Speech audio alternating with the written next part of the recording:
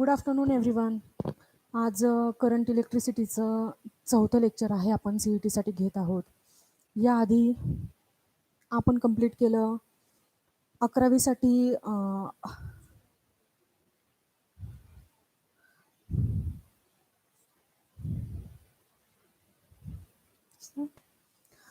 अकरावीमध्ये हवा असलेला काही बेस की जो आपल्याला 12वीच्या करंट इलेक्ट्रिसिटीसाठी महत्त्वाचा वाटत होता. म्हणून मी तुम्हाला इथं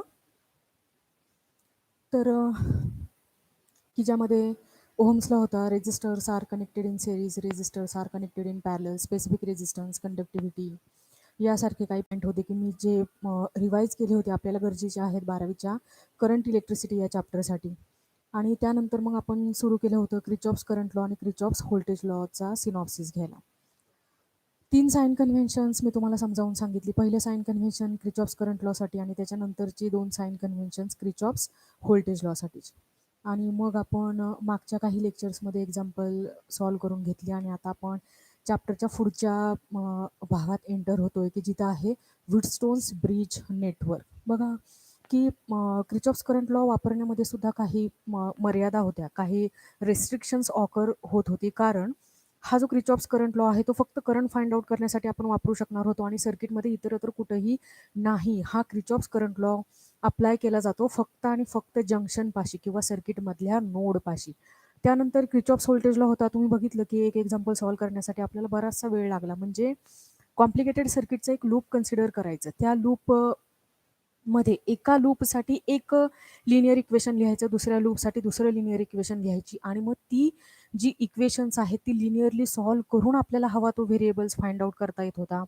आपण जरी म्हटलं की कॉम्प्लिकेटेड सर्किटसाठी अप्लाय केलेला हा लॉ आहे क्रिचॉफ्स व्होल्टेज लॉ, तरीही ते सर्किट सिम्प्लिफाय करत असताना सुद्धा आपल्याला बरंचसं वर्कआउट करावं लागतं ज्यावेळेस आपण क्रिचॉफ्स व्होल्टेज लॉबद्दल बोलत होतो. मग चार्ल्स विस्टोन नावाच्या सायंटिस्टने 1843 मध्ये डिझाईन केलेलं एक असं सर्किट आहे की ज्यामध्ये तो विचार करतोय की कॉम्प्लिकेटेड सर्किटचा एक छोटासा भाग घेऊयात आपण, की ज्या भागामध्ये 4 रेजिस्टर्स असे कनेक्ट केलेले आहेत की 3 रेजिस्टर्स नोन आहेत आणि एक रेजिस्टर अननोन आहे आणि तो अननोन रेजिस्टन्स आपल्याला फाइंड आउट करायला सोपं पडणार आहे असा तो फॉर्म्युला ज्याने आपल्याला दिला चार्ल्स विस्टोनने 1843 मध्ये, की ज्याला आपण बॅलन्सिंग कंडिशन, न्यूट्रल कंडिशन किंवा कंडिशन फॉर इक्विपोटेन्शियलिटी असं म्हणतोय, जे आज आपल्याला स्टडी करायचं आहे. अतिशय सिंपल असं सर्किट आहे ज्यातून ऑप्टेन होणारा फॉर्म्युला सुद्धा सिंपल आहे. मुळात मी सारखंच म्हणत राहते की करंट इलेक्ट्रिसिटी चॅप्टरमध्ये जेवढे काही फॉर्म्युले आपण शिकतोय ते सगळेच्या सगळे फॉर्म्युले अतिशय सोपे आहेत.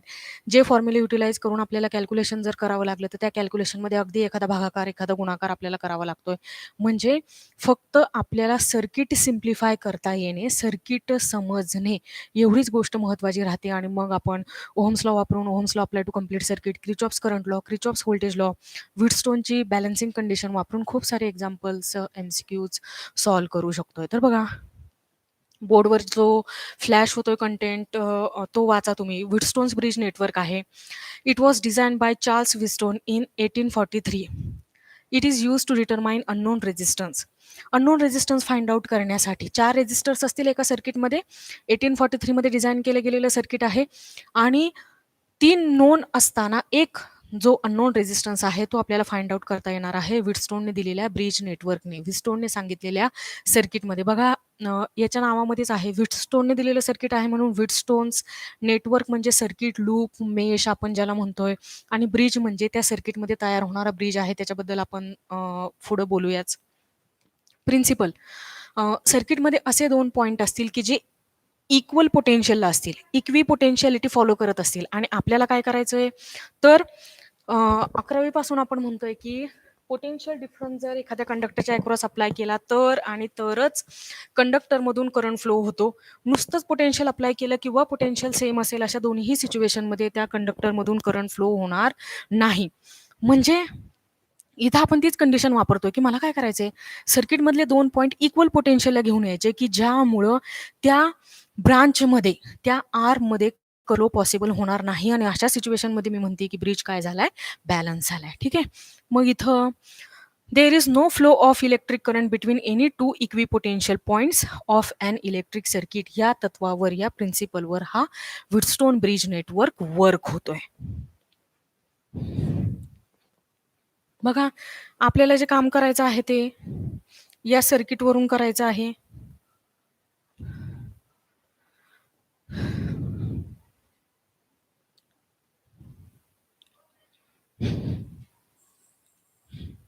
बघा, सेलचं पॉझिटिव्ह टर्मिनल आहे, हे सेलचं निगेटिव्ह टर्मिनल आहे. काहीतरी ईएमएफ असेल, सर्किट आहे, सर्किटमधून फ्लो होणारी एनर्जी इलेक्ट्रिक एनर्जी आहे. इलेक्ट्रिक एनर्जी म्हणजे काय असतो, तर इलेक्ट्रिक करंट असतो. जोपर्यंत तुम्ही सोर्स ऑफ एनर्जी वापरणार नाही तोपर्यंत सर्किटमधून करंट कसा फ्लो होणार. म्हणून इथं काय आहे, तर पॉवर सप्लाय आहे, सेल आहे, किंवा मग बॅटरीज असतील. बॅटरीज कशाला म्हणतोय आपण, त्या सिरीज कॉम्बिनेशन ऑफ सेल्सला बॅटरी म्हणतोय आपण. मग इथं मी युटिलाइज केली एक सेल, की जी सर्किटमधून करंट फ्लो करून घेऊन जाईल. या सेलने सेंड केलेल्या करंटची मॅग्निट्यूड आहे आय. बघा, आय हा करंट, हे जे आपण स्ट्रेट वायर्स ड्रॉ करत असतो, सारखं सारखं मी म्हणत राहते की त्या वायर्स नाही आहेत, त्या स्ट्रेट लाईन्स नाही आहेत, तर त्या काय आहेत, वायर्स आहेत. मग बघा, या एकाच वायरने करंट कुठपर्यंत आणून सेंड केलाय, तर इथं. हे नेहमीच आपलं काय असेल, तर जंक्शन ए असेल. एक्झाम्पल सॉल्व्ह करत असताना एक सर्किट डायग्राम आपल्या डोक्यामध्ये फिट होणं गरजेचं आहे. आणि त्यासाठीच मी ही सर्किट डायग्राम तुम्हाला सांगते, की ही सर्किट डायग्राम कोणतंही एक्झाम्पल सॉल्व्ह करण्यासाठी घेऊ देत आपण. ही सर्किट डायग्राम आपण आपला MCQ साठीचा बेस बनवायचा, हिला काही डोक्यातनं जाऊ द्यायची नाही. ठीक आहे. मग बघा, आता मी नोड सांगते तुम्हाला. हा आहे ए, हा आहे नोड बी, हा आहे सी, आणि हा आहे डी. बघा, इथं आपण कनेक्ट करतोय गॅल्व्हनोमीटर. 1 2 3 4, 4 नोड, 4 रेजिस्टर्सेस. हा आहे R1, हा आहे R2, हा आहे R3, हा आहे R4. एक्झाम्पल्समध्ये बऱ्याचदा असं दिलं जातं, की ऑर्डरमध्ये, एका ऑर्डरमध्ये रेजिस्टर तुम्ही काय करा, तर अज्युम करा किंवा कन्सिडर करा. आणि ती ऑर्डर म्हणजेच काय असते, तर तुमचा नेहमीच R1 इथं असेल, R2 इथं असेल, R1च्या समोर असेल R2, R3च्या समोर असेल R4. असं नाही R1 R2 R3 R4, किंवा असंही नाही कन्सिडर करायचं R1 R2 R3 R4, असं पण नाही करायचं. आपण जी सर्किट डायग्राम डोक्यामध्ये ठेवणार आहोत ती अशी आहे. R1च्या पुढे असेल R2, R3च्या पुढे असणार आहे R4. ठीक आहे. मग आता सेलच्या पॉझिटिव्ह टर्मिनल पासून आलेला करंट इथंपर्यंत आला. मग करंटचं स्प्लिटिंग होताना ते दिसतंय. टोटल आलेला करंट डिव्हाइड झाला. काही करंट ए पासून बी पर्यंत फ्लो झाला, आणि उरलेला जो होता तो ए पासून डी पर्यंत फ्लो झाला. ठीक आहे. ए पासून बी पर्यंत फ्लो होणाऱ्या करंटला मी म्हणते I1, आणि ए टू डी फ्लो होणाऱ्या करंटला मी म्हणते I2. ठीक आहे. मग हा I1 ए पासून बी पर्यंत आला, बी पासून सी पर्यंत जातो, तो हाच I1 आहे. ठीक आहे. या I1चा काही पार्ट ह्या गॅल्व्हनोमीटर मधून फ्लो झाला. गॅल्व्हनोमीटर मधून तो इथं येतोय, आणि इथून तो कुठे येतोय, तर ह्या डी नोड पाशी येतोय. मग आपण असं म्हणणार, तुमच्या डोक्यामध्ये असं आलं असेल, की आता काय होईल, की ह्या I1चं डिव्हायडेशन होईल ना, काही करंट बी टू डी जाईल आणि काही करंट बी टू सी जाईल. मग तरी पण मी ह्या करंटला I1च का म्हणते, तर बघा, हा जो ब्रिज आहे तो मॅक्झिमम ॲक्युरसीने फक्त अशाच वेळेस काम करेल, की ज्यावेळेस तो बॅलन्स्ड आहे. आणि बॅलन्स कधी होतो तुम्हाला माहित आहे, की गॅल्व्हनोमीटर ज्यावेळेस 0 डिफ्लेक्शन दाखवतो त्याच वेळेस हा ब्रिज काय होणार आहे, बॅलन्स होणार आहे. म्हणजे गॅल्व्हनोमीटर मधून फ्लो होणाऱ्या करंटची value IG always equal to 0 असणार आहे, ज्यावेळेस मी असं म्हणते, की ब्रिज काय झालाय, बॅलन्स झालाय. ठीक आहे. मग गॅल्व्हनोमीटर मधून करंट फ्लो झालाच नाही, याचा अर्थ सगळ्याच्या सगळा I1 जो A टू B फ्लो झाला, तोच B पासून कुठं आला, तर C पर्यंत आला. जो करंट A पासून D पर्यंत येतोय, I2 ज्याला लेबलिंग करतोय आपण, तोच I2 करंट डी पासून कुठं फ्लो होतोय, तर सी पर्यंत फ्लो होतोय. ठीक आहे. आणि मग इथं सी नोड पाशी आलेल्या करंटची ही ऍडिशन होते, I1 प्लस I2, की जो इथं स्प्लिट झाला होता, इथं पुन्हा काय होतोय, तर एकत्रित येतोय. म्हणजेच हा I1 plus I2 equal to I तयार होतोय. आणि हा आय करंट पुन्हा कुठं येतोय तर सेलच्या निगेटिव्ह टर्मिनल पाशी येतोय. म्हणजे याचा अर्थ जेवढा करंट सेलच्या पॉझिटिव्ह टर्मिनल पासून जातो ह्या ए नोड पाशी येतो, सर्किट मधल्या विविध कॉम्पोनंट मधून तो फ्लो होतो, पुन्हा एका पॉइंटला तो कॉन्सन्ट्रेट होतो आणि कुठे येतो तर सेलच्या निगेटिव्ह टर्मिनल पाशी. असं एक क्लोज कंडक्टिंग लूप कंप्लीट होतं आणि आपण असं म्हणतो की सगळ्या रेजिस्टर्स मधून करंट फ्लो झालेले आहे. ठीक आहे. आता एक महत्वाची गोष्ट की 4 नोड आहेत, ए आहे, बी आहे, सी आहे आणि डी आहे. आपण असं म्हणतोय की सर्किट बॅलन्स झालं पाहिजे. म्हणजे ए बी डी ए हे जे लूप आहे ते कोणासारखं असलं पाहिजे तर बी सी डी बी सारखं असलं पाहिजे. आता आपल्याला कसं कळणार की हे दोन्ही लूप एकसारखे आहेत? तर या बी नोडचं आणि ह्या डी नोडचं पोटेन्शियल एकसारखं असायला हवंय. पोटेन्शियल एकसारखं पाहिजे. सपोज इथं +5 व्होल्ट असेल तर इथं सुद्धा काय असणार आहे? +5 व्होल्ट असणार आहे. मग पोटेन्शियल जर एकसारखं असेल तर त्यांचा पोटेन्शियल डिफरन्स बघा, पोटेन्शियल डिफरन्स असा असेल ना, +5 प्लस -5 म्हणून पोटेन्शियल डिफरन्स किती आला? 0. मग दोन्ही पॉइंट मधला पोटेन्शियल डिफरन्स 0 असेल किंवा इथं तुम्हाला दिसतंय ना, मी इथं म्हणते +5 आणि इथं म्हणते +5 म्हणजे त्या दोन्ही पोटेन्शियल मध्ये काही फरक आहे का? नाही. पोटेन्शियल मध्ये फरक नाही किंवा पोटेन्शियल डिफरन्स 0 आहे. म्हणजे त्या बी आणि डीच्या अक्रॉस पोटेन्शियल डिफरन्स अप्लाय केलं गेलंच नाही असा त्याचा अर्थ आहे. आणि अशा सिच्युएशन मध्ये मग तुम्ही सांगा की बी पासून डी पर्यंत करंट कसा फ्लो होणार? म्हणजे करंट फ्लो होणार नाही. आणि या बी टू डी पाथमध्येच कोण कनेक्ट करून ठेवलाय आपण तर गॅल्व्हनोमीटर, की जो गॅल्व्हनोमीटर त्याच्यामधून करंट फ्लो झाला नाही म्हणून आपल्याला काय करेल? नल डिफ्लेक्शन दाखवेल किंवा 0 डिफ्लेक्शन दाखवेल. ठीक आहे. इथपर्यंत तुमच्या लक्षात राहतंय गॅल्व्हनोमीटर 3 प्रकारांनी काम करतो. गॅल्व्हनोमीटर सर्किटमधून फ्लो होणाऱ्या करंटसाठी आपल्याला रिडिंग दाखवतो. का तर तो ॲज अॅन ॲमीटर म्हणून काम करत असतो. हाच गॅल्व्हनोमीटर ज्यावेळेस सर्किटमधून करंट फ्लो होत नाही त्यावेळेस तो आपल्याला 0 डिफ्लेक्शन दाखवतो. आणि हाच तो गॅल्व्हनोमीटर सर्किटमध्ये करंट कोणत्या डायरेक्शनने फ्लो होतोय तेही आपल्याला दाखवतो. इथं आपण गॅल्व्हनोमीटरचा वापर फक्त नल डिफ्लेक्शन बघण्यासाठी करतोय. आणि जर सर्किट बॅलन्स नसेल, ब्रिज बॅलन्स झाला नाही, म्हणजे बी आणि डी पॉइंटचं पोटेन्शियल एकसारखं होत नाहीये, मग अशा सिच्युएशनमध्ये बी पासून डी पर्यंत करंट फ्लो होईल. म्हणजे गॅल्व्हनोमीटरने करंट साठीचं डिफ्लेक्शन दाखवलं, त्याने काहीतरी करंटची मॅग्निट्यूड आपल्याला शो केली, दाखवली. तर अशा सिच्युएशनमध्ये आपण असं म्हणायचं की ब्रिज बॅलन्स झालेला नाही. आणि ब्रिज बॅलन्स होण्यासाठी गरज कशाची आहे तर गॅल्व्हनोमीटरने नल डिफ्लेक्शन दाखवण्याची. कारण फक्त आणि फक्त ज्या वेळेस गॅल्व्हनोमीटर हा नल डिफ्लेक्शन दाखवणार आहे त्याच सिच्युएशनमध्ये बी पासून डी पर्यंत फ्लो होणारा करंट 0 होणार आहे. आणि मी असं म्हणू शकणार आहे की हे सर्किट बॅलन्स्ड झालेलं आहे. जोपर्यंत तुम्ही हे सर्किट बॅलन्स करणार नाही तोपर्यंत हा जो व्हीटस्टोनचा ब्रिज नेटवर्क आहे तो मॅक्झिमम ॲक्युरेसीने वर्क होणार नाही. राहिलं डोक्यात तुमच्या? ब्रिज कसा असायला पाहिजे? बॅलन्स असायला पाहिजे. ब्रिज बॅलन्स असण्यासाठी बी टू डी फ्लो होणारा करंट काय असायला पाहिजे? 0 असायला पाहिजे. करंट 0 आहे तुम्हाला कसं कळेल? त्यावेळेस गॅल्व्हनोमीटर नल डिफ्लेक्शन दाखवेल. नल डिफ्लेक्शन म्हणजे काय करेल तर हा गॅल्व्हनोमीटर 0 डिफ्लेक्शन दाखवेल. आणि रेजिस्टरची ऑर्डर नेहमीच कशी असेल? R1 च्या समोर R2, R3 च्या समोर R4 असेल. ठीक आहे. R1 च्या खाली R3 आणि R2 च्या खाली काय असणार आहे तर R4 असणार आहे. ह्या सगळ्या गोष्टी, ह्या सिंपल सर्किट जरी सिंपल दिसत असलं आपल्याला तरी त्याच्या संदर्भात येणाऱ्या, त्याच्या करस्पॉन्डिंग येणाऱ्या बऱ्याचशा गोष्टी आपल्याला डोक्यात ठेवून आपल्याला MCQs सॉल्व्ह करावे लागतात. त्यातली एक जरी गोष्ट आपल्या डोक्यातनं निसटली तरी मग आपल्याला MCQs सॉल्व्ह करायला अडचण येते. बरोबर ना? हे सगळं एवढं राहील लक्षात जेवढं ह्या बोर्डवर फ्लॅश होतंय. जायचं पुढं? चला तर मग.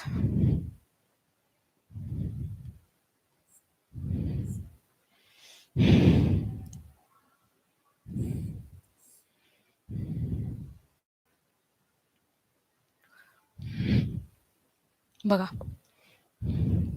रीड करा.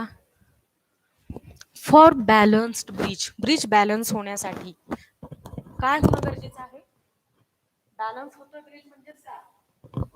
तर नल कंडिशन और न्यूट्रल कंडिशन और कंडिशन ऑफ इक्विपोटेन्शियलिटी मिळते आपल्याला. ती कंडिशन म्हणजे काय?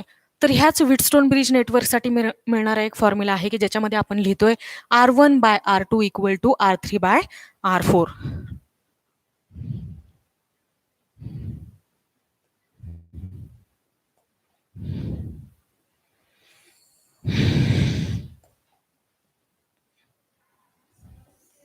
R1/R2 equal to R3/R4. ही बॅलन्सिंग कंडिशन आहे. हा तो फॉर्म्युला आहे की जो फॉर्म्युला आपल्याला सांगणार आहे की तो ब्रिज काय झालेला आहे, बॅलन्स झालेला आहे. आणि आपल्याला जेवढे काही MCQ सॉल्व्ह करायचे आहेत याच एका फॉर्म्युल्यावरती ते बेस्ड आहेत. Above equation gives the condition for balance the Wheatstone's network. If the position of the cell and galvanometer are interchanged, the same balancing condition is obtained. बघा असं होईल की सर्किटमधून करंट फ्लो व्हायला लागला, गॅल्व्हॅनोमीटरने नल डिफ्लेक्शन दाखवली, म्हणजे ब्रिज बॅलन्स झाला असा सिग्नल आपल्याला मिळतोय. अशा सिच्युएशनमध्ये त्या बी आणि डी मध्ये अटॅच असलेला गॅल्व्हॅनोमीटर तुम्ही काढून टाकला तरी सुद्धा सर्किटमध्ये काही एक डिस्टर्बन्स येत नाही.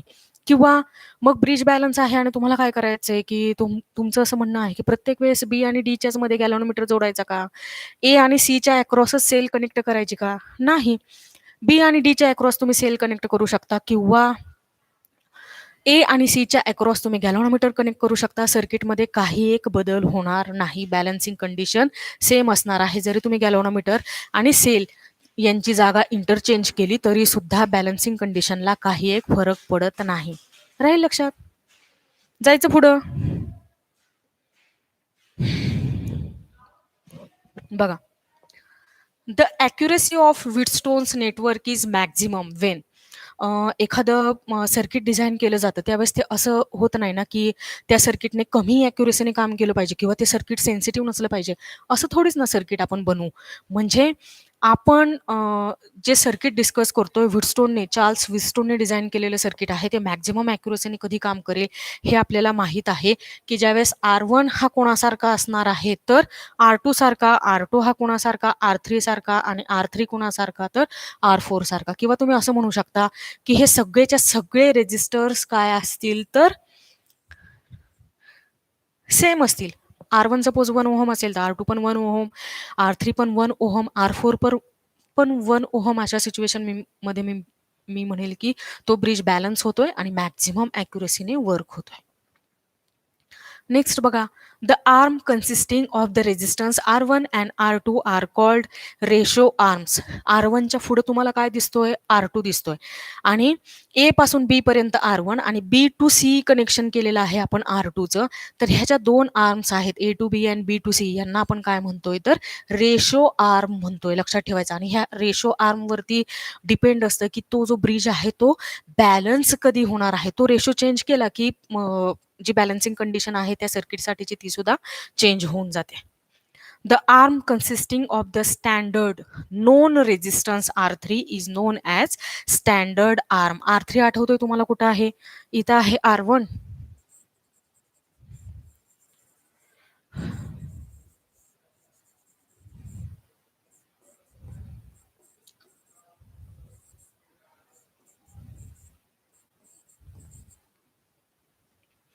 इथं आहे R1, इथं आहे R2. ह्या दोघांनी तयार झाला आर्म रेशो. R3 जो असेल त्याला आपण म्हणतोय स्टँडर्ड आर्म. आणि स्टँडर्ड आर्म म्हणण्याचं कारण काय आहे तर आपल्याला माहित असलेला जो नोन स्टँडर्ड रेजिस्टन्स असेल तो कुठं कनेक्ट केला जाईल तर ह्या ए आणि बी आर्म मध्ये कनेक्ट केला जाईल आणि ज्याला आपण लेबलिंग केलेलं आहे R3 असं. एक्झाम्पल सॉल्व्ह करण्यासाठी मी तुम्हाला सारखं सांगते की त्या ए आणि बी मध्ये असलेला जो R3 लेबलिंग केलेला रेजिस्टन्स आहे तो काही आपण चेंज करायचा नाही. ठीक आहे. Resistance R4 is known as the unknown resistance whose value has to be found out by comparison with the standard resistance.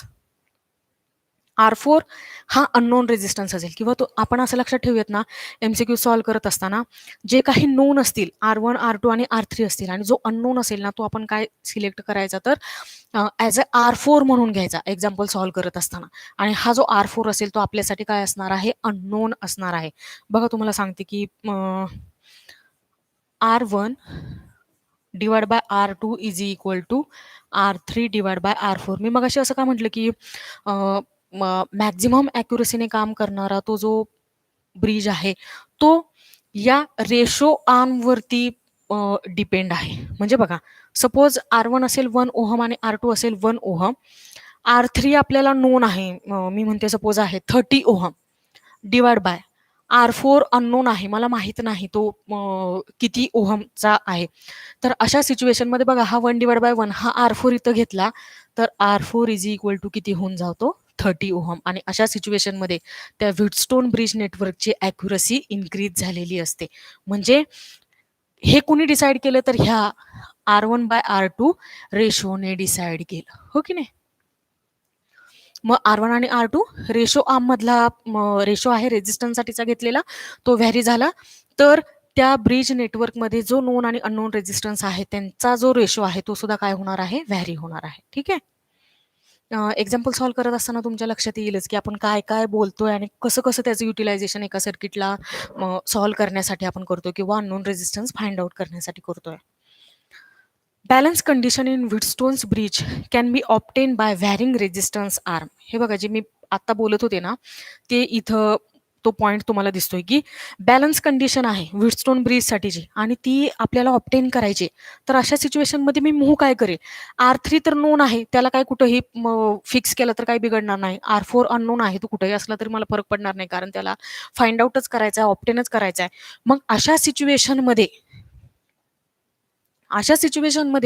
कशावरती depend असेल की तो ब्रिज बॅलन्स करणे हे कोणावरती डिपेंड असणार आहे? तर त्या आर्म रेशोवरती डिपेंड असणार आहे की ज्याच्यामध्ये R1 आणि R2 फिक्स केलेले असतील. ठीक आहे?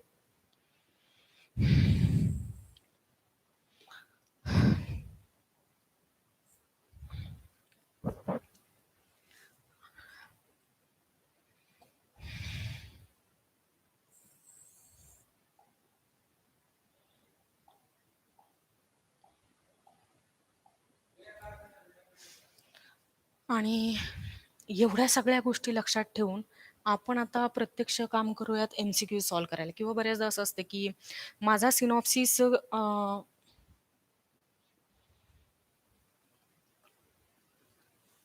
किती परफेक्ट झाला किंवा एखादा थेरॉटिकल कंटेंट आपल्या डोक्यामध्ये किती बसलेला आहे हे आपल्याला रिअलाईज होतं ज्यावेळेस आपण प्रत्यक्ष MCQ सॉल्व्ह करायला घेतो ना त्यावेळेस. मग आता सुरुवात करूयात आपण आपल्या पहिल्या MCQने. बघा, जो फ्लॅश होतो MCQ बोर्डवरती, वाचा बरं, रीड करा तो.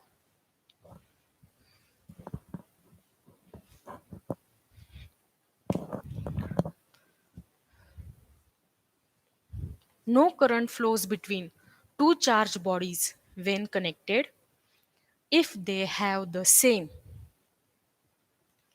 इथे एक चार्ज बॉडी आहे, त्या बॉडीवर काहीतरी चार्ज आहे, या बॉडीवर पॉझिटिव्ह चार्ज आहे आणि त्या बॉडीवर असलेल्या पॉझिटिव्ह चार्जमुळे सपोज पोटेन्शियल तयार झालंय त्या बॉडीवरचं +3 व्होल्ट. दुसरी पण एक बॉडी आहे जिच्यावर सुद्धा पॉझिटिव्ह चार्ज इक्वली स्प्रेड झाले. या चार्जेसचं या बॉडीवर असण्यामुळं तयार झालेलं पोटेन्शियल पॉझिटिव्ह असेल आणि मी म्हणते की तेही काय आहे? तर +3 व्होल्ट आहे. मग अशा सिच्युएशनमध्ये चार्ज कोणत्या बॉडीवरून कोणत्या बॉडीवर ट्रान्सफर होईल? अशा पद्धतीचा तो प्रश्न आहे. मग बघा, इलेक्ट्रोस्टॅटिक मधून पण आपण शिकतोय आणि करंट इलेक्ट्रिसिटी मध्ये सुद्धा कंडक्टरच्या अक्रॉस जोपर्यंत पोटेन्शियल डिफरन्स सेट होत नाही, नुसतं पोटेन्शियल नाही म्हणत, आपण पोटेन्शियल डिफरन्स असं म्हणतोय. म्हणजे सेलचं असतं एक पॉझिटिव्ह टर्मिनल, एक निगेटिव्ह टर्मिनल. आपण म्हणतो की या सेलचं EMF आहे +3 व्होल्ट. तो लिहित असताना 3 व्होल्ट असं जरी लिहिलं ना तरी ते पॉझिटिव्ह टर्मिनल पाशी असतं +3 व्होल्ट आणि निगेटिव्ह टर्मिनल पाशी असतं -3 व्होल्ट. मग ही दोन्ही टर्मिनल आपण कुठं जोडतो? तर एका कंडक्टरच्या अक्रॉस कनेक्ट करतो. हा तो कंडक्टर. सेलचं हे -3 व्होल्ट कुठं प्रोव्हाइड केलं गेलं? तर कंडक्टरच्या या दुसऱ्या एंडला, म्हणूयात आपण दुसरं एंड. आणि हे जे +3 व्होल्ट आहे ते कुठं प्रोव्हाइड केलं गेलं? तर ह्या पहिल्या एंडला. पहिल्या एंडला आहे +3 व्होल्ट आणि दुसऱ्या एंडला आहे -3 व्होल्ट. म्हणजे आपण त्या कंडक्टरच्या 2 एंडच्या अक्रॉस नुसतं पोटेन्शियल नाही तर पोटेन्शियल मधला फरक सेट केलाय. एकीकडे आहे +3 व्होल्ट आणि दुसरीकडे आहे -3 व्होल्ट आणि ह्या सिच्युएशनमुळं सेलचं निगेटिव्ह टर्मिनल जिथं कनेक्ट केलेलं आहे तिथून चार्ज मूव्ह होतो आणि कुठे येतो तर सेलच्या पॉझिटिव्ह टर्मिनल पाशी आणि अशा पद्धतीने त्या कंडक्टरमधून करंट फ्लो होतो. जर पोटेन्शियल डिफरन्स नसेल, त्या कंडक्टरच्या अक्रॉस अप्लाय केला गेलेला पोटेन्शियल डिफरन्स 0 असेल, अशा दोन्ही सिच्युएशनमध्ये त्या कंडक्टरमधून काही करंट फ्लो होणार नाही. त्याच पद्धतीने इथं जे एक्झाम्पल दिलेलं आहे त्यामध्येही असंच होईल, की 2 बॉडीज आहेत, सेम पोटेन्शियलला आहेत. +3 व्होल्ट, +3 व्होल्ट त्यांच्यावर असलेला जो चार्ज आहे तो सेम नेचरचा आहे, पॉझिटिव्ह चार्ज आहे, पॉझिटिव्ह आहे. अशा सिच्युएशनमध्ये काय सेम असल्यामुळं करंट फ्लो होणार नाही? बघा, करंट फ्लो का होत नाही असं विचारलंय 2 सारख्या पोटेन्शियल असलेल्या बॉडीजमध्ये. त्यांची कॅपॅसिटी सेम आहे का? नाही. चार्ज सेम आहे का त्यांच्यावरचा? नाही. त्या चार्जमुळं काय तयार होतोय तर सेम पोटेन्शियल तयार होतंय आणि ज्या वेळेस एखाद्या चार्ज बॉडीवरचं पोटेन्शियल सेम होईल, त्या तेवढ्या चार्जेसमुळे तयार होणारं पोटेन्शियल सेम होईल, त्या वेळेस त्या 2 बॉडीजमध्ये करंट फ्लो पॉसिबल होणार नाही. करंट फ्लो पॉसिबल होणार नाही. हे नन ऑफ दिस सुद्धा चुकीचं आहे आणि आपला करेक्ट ऑप्शन आहे ऑप्शन बी. ठीक आहे.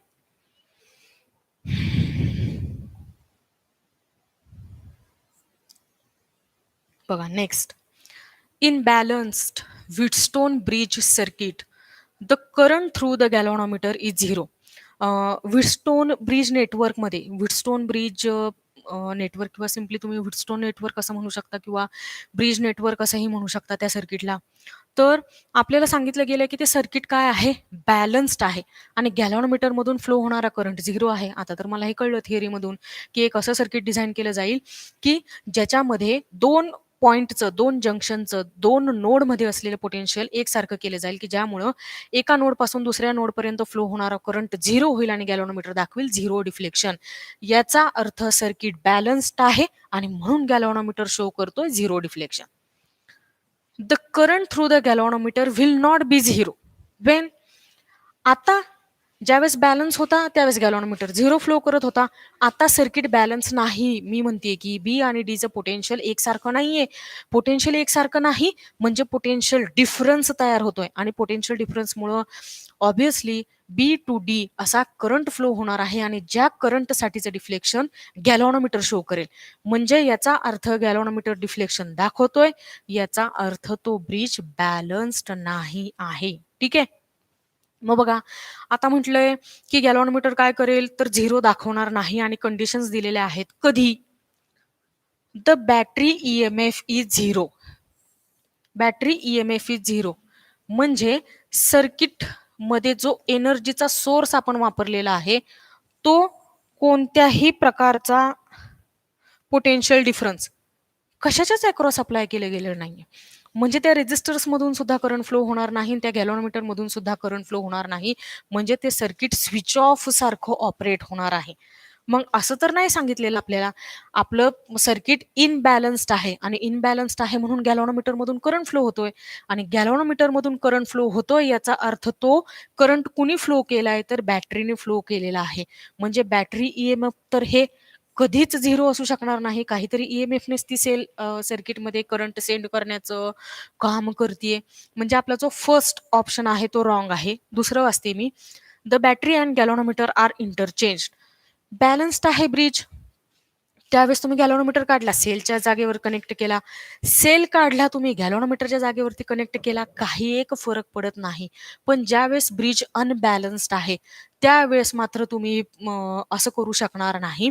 गॅलव्हॅनोमीटर काढला आणि सेलच्या जागेवरती किंवा सेल काढली गॅलव्हॅनोमीटरच्या जागेवरती कनेक्ट केली असं आपल्याला करता येणार नाही. ठीक आहे. All resistances in the circuit are doubled. बघा, हे सुद्धा चुकीचं ऑप्शन आहे. मी सांगते तुम्हाला. रेजिस्टन्सेस एकसारखे नाहीत आणि म्हणूनच सर्किटमधून काय होतोय करंट फ्लो होतोय आणि त्यामुळेच मी असं म्हणतेय की ते सर्किट बॅलन्स नाही म्हणजे बी आणि डीच्या अक्रॉस अप्लाय झालेलं पोटेन्शियल डिफरन्स एकसारखं नाही. त्यासाठी हे रेजिस्टर्स जबाबदार आहेत ही गोष्ट तर नक्की. म्हणजे R1च्या अक्रॉस डेव्हलप होणारं पोटेन्शियल डिफरन्स, R2च्या अक्रॉस डेव्हलप होणारं पोटेन्शियल डिफरन्स, R3 आणि R4च्या अक्रॉस डेव्हलप होणारं पोटेन्शियल डिफरन्स हे त्यासाठी कारणीभूत आहे, हे मात्र नक्की. पण मग सगळेचे सगळेच रेजिस्टर डबल करून आपल्याला काहीच उपयोग होणार नाही. आधी जसं सर्किट बिहेव करतंय करंट फ्लो करून नेण्याचं, तसंच सर्किट दुसऱ्याही वेळेस ज्यावेळेस तुम्ही सगळेच रेजिस्टर डबल केलेले आहेत, त्यावेळेस पहिल्यासारखी सिच्युएशन तयार होणार आहे, सर्किट इनबॅलन्स्ड होणार आहे. मग बघा, जो शिल्लक राहिलेला ऑप्शन आहे, resistances of adjacent side are interchange. इथं झालेलं काय असणार आहे, तर इथं आपण म्हणतोय ना,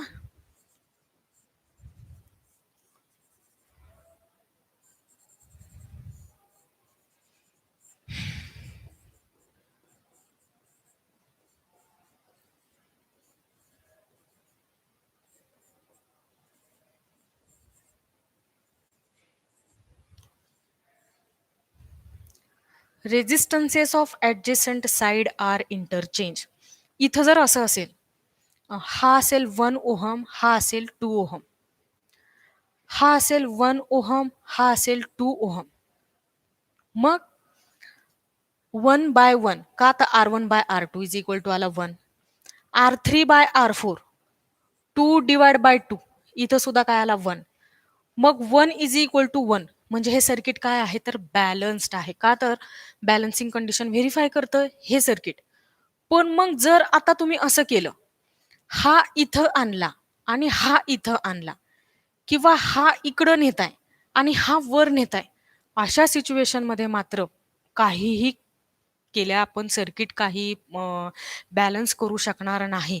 किंवा या दोनला इकडं आणलं, या सपोज इथं 3 ओहम आहे, या 3ला तुम्ही इकडं नेलात, 2ला इकडं आणलात, तर तो 1/2 आणि इथं 1/3 होईल आणि आपलं सर्किट मात्र R1/R2 is equal to R3/R4 ही बॅलन्सिंग कंडिशन काही ओबे करणार नाही आणि त्यामुळे हे सर्किट बॅलन्स्ड होणार नाही. कळतंय का?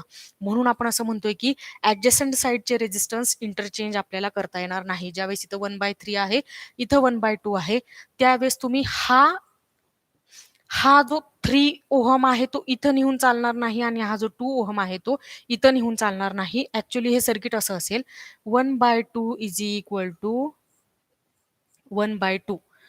मग हे बॅलन्सिंग कंडिशन व्हेरीफाय करते. पण हे असं झालं, 1/3 इज इक्वल टू 1/2. तर दोन्ही वेळेस ज्यावेळेस हा 2 काढताय इकडे कनेक्ट करताय, हा 3 काढताय इथं कनेक्ट करताय, तर त्याही वेळेस सर्किट आपलं बॅलन्स राहणार नाही आणि हे हे होईल, गॅल्व्हनोमीटर मधून काय होईल, तर करंट फ्लो होईल. म्हणजे गॅल्व्हनोमीटर आपल्याला झिरो डिफ्लेक्शन दाखवणार नाही. म्हणजे ह्या एक्झाम्पलसाठी तुम्ही काय लक्षात ठेवायचंय, तर ऍडजसंट साइडचे रेजिस्टन्सेस इंटरचेंज केले की आपलं सर्किट काही बॅलन्स राहत नाही. म्हणजे आपल्या सर्किटमधून बी पासून डी पर्यंत करंट फ्लो होणार आहे. ठीक आहे.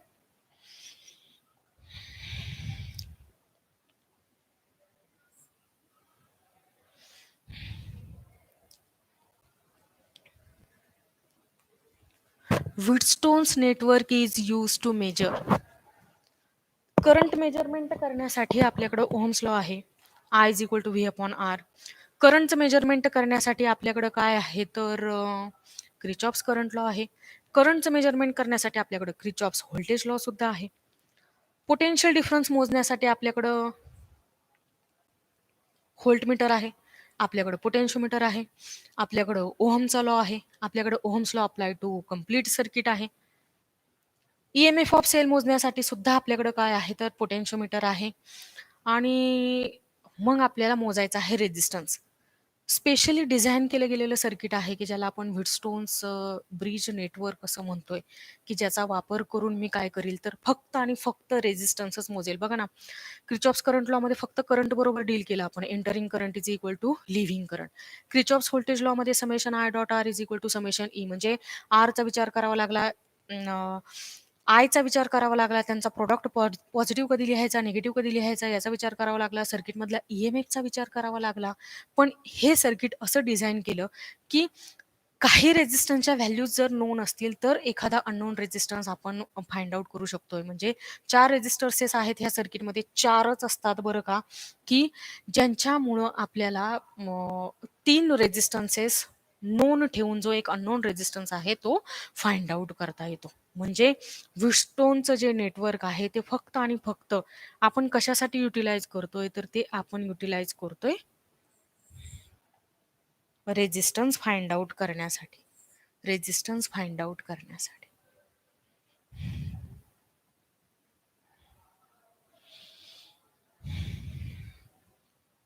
त्यानंतरचा बघा, the Wheatstone's bridge is most sensitive when the arm ratio is equal to. Arm ratio हा काय असला पाहिजे, 1 असला पाहिजे. आणि आर्म रेशो आपण कोणाला म्हणतोय, तर ज्यावेळेस आपण R1 डिवाइड बाय R2 घेतो, तर ब्रिज जास्तीत जास्त सेन्सिटिव्ह होईल. तर अशा सिच्युएशनमध्ये मला एक एक लहानात लहान रेझिस्टन्स सर्किटमध्ये कनेक्ट केला तर तो रेझिस्टन्स सुद्धा फाइंड आउट करता येईल. ज्यावेळेस मी म्हणते की आपलं जे ब्रिज नेटवर्क आहे किंवा जो व्हीटस्टोन्स ब्रिज नेटवर्क आहे तो सेन्सिटिव्ह आहे, आणि त्याला सेन्सिटिव्ह ठेवण्यासाठी R1/I2 काय असणं गरजेचं आहे, तर 1 असणं गरजेचं आहे. 1 असणं गरजेचं आहे. म्हणजे आपला करेक्ट ऑप्शन जो आहे तो असेल option B, that is equal to 1.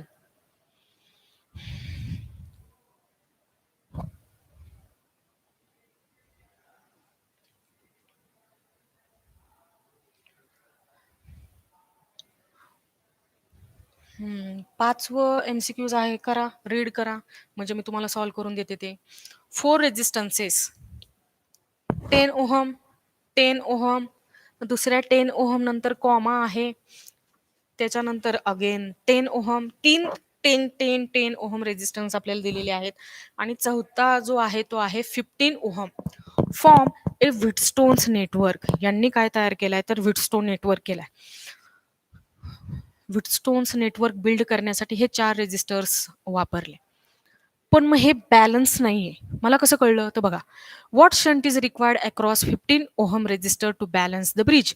जर ब्रिज बॅलन्स असता तर त्या 4 नंबरचा जो रेजिस्टर आहे 15 ओहम त्याच्या अक्रॉस किंवा त्याच्या सेरीजमध्ये मला काही जोडण्याची गरज पडली नसती.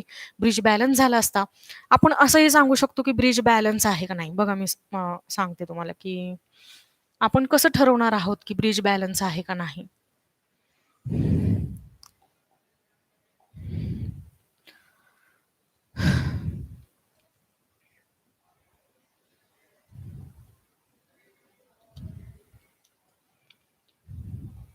मी हा सर्किट डायग्राम बोर्डवरती घेतलेले आहे, तुम्हाला ते एक्झाम्पल समजावून सांगण्यासाठी. बघा बरं तुम्ही इथं, पहिला जो आहे तो असेल R1 नेहमीच, दुसरा असेल R2, तिसरा असेल R3 आणि चौथा असेल R4.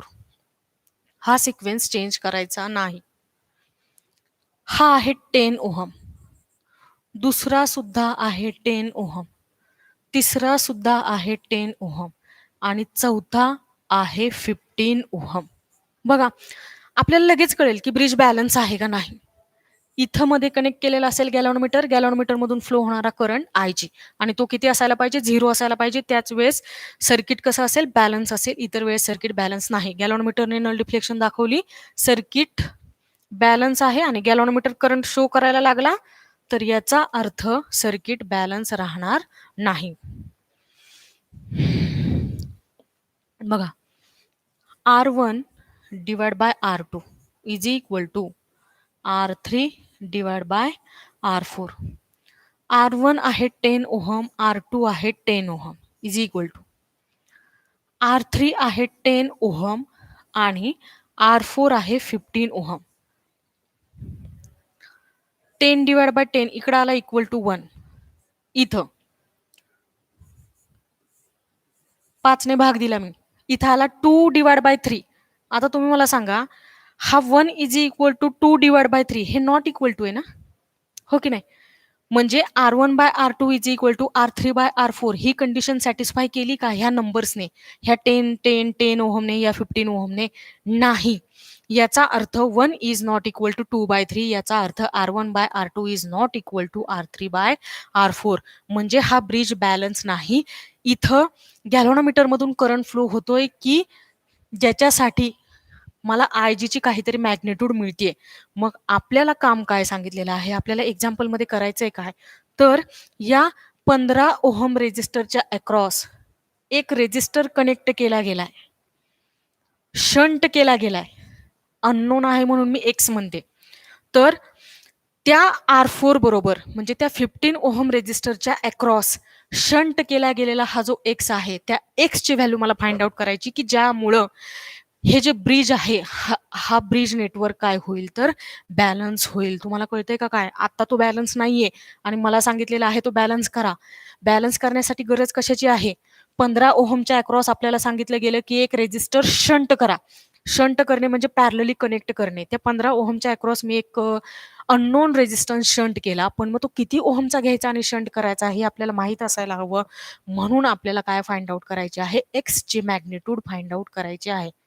करूयात मग.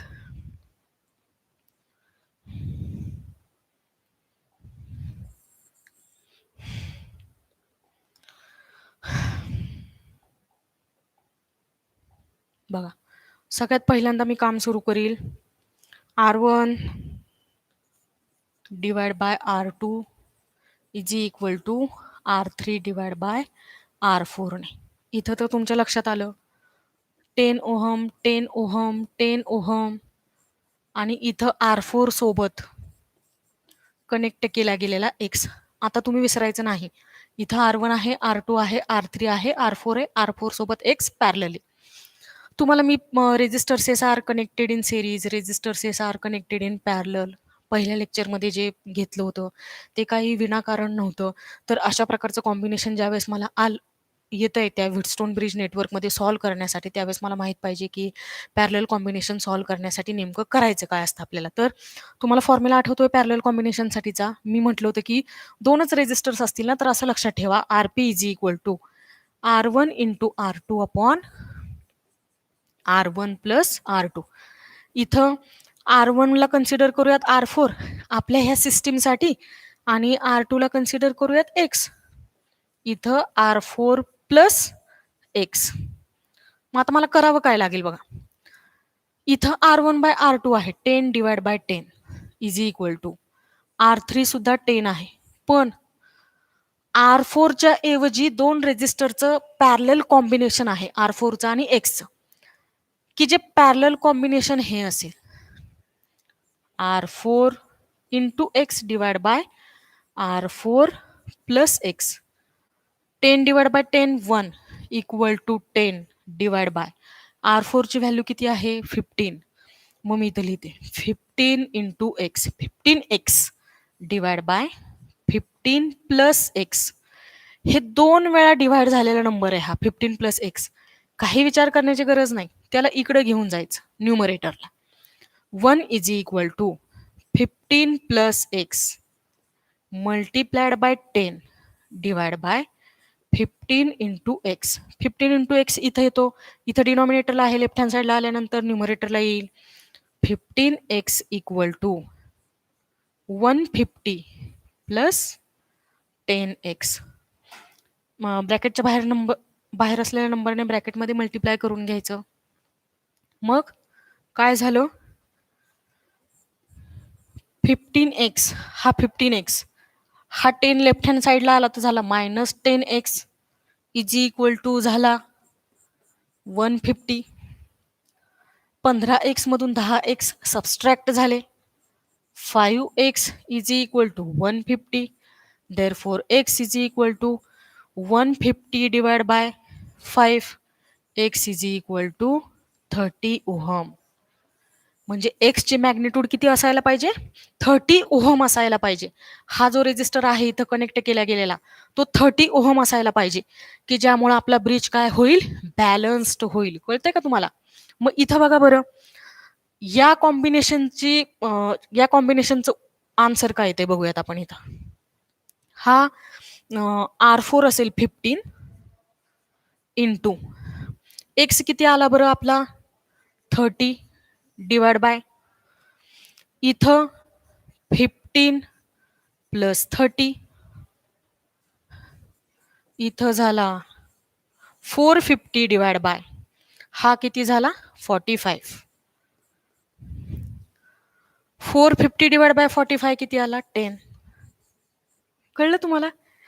म्हणजे इथं 10 ओहम, इथं 10 ओहम होता, इथं 10 ओहम होता आणि ह्या 15 ओहम बरोबर ज्यावेळेस मी 30x पॅरलली कनेक्ट करतेय, त्यावेळेस ह्या पॅरलल कॉम्बिनेशनचं आन्सर काय आलं तर 10 ओहम आलं. आणि आता सिच्युएशन अशी तयार झाली, R1 by R2 is equal to R3 by ह्या पॅरलल कॉम्बिनेशनसाठीचा RP म्हणूया ज्याला, की जो किती आला 10.